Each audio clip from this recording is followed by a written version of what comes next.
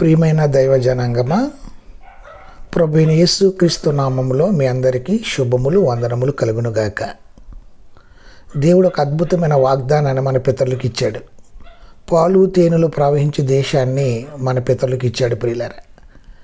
అలాగే మనకు కూడా దేవుడు సస్యశ్యామలమైన దేశంలో మనను జన్మించడానికి, ఈ దేశ పౌరులుగా జీవించడానికి దేవుడు కృప చూపించాడు.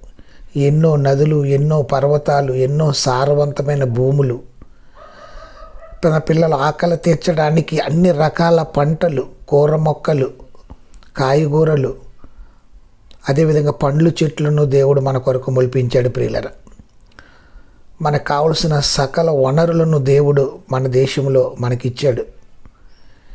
దీన్ని బట్టి దేవుడిని మనం ఎప్పుడూ స్తుతించాలి ప్రియులరా. నీ దేవుడిని యెహోవా నీకు ఇచ్చిన దేశాన్ని బట్టి ఆయన స్తుతించాలి. ఎందుకంటే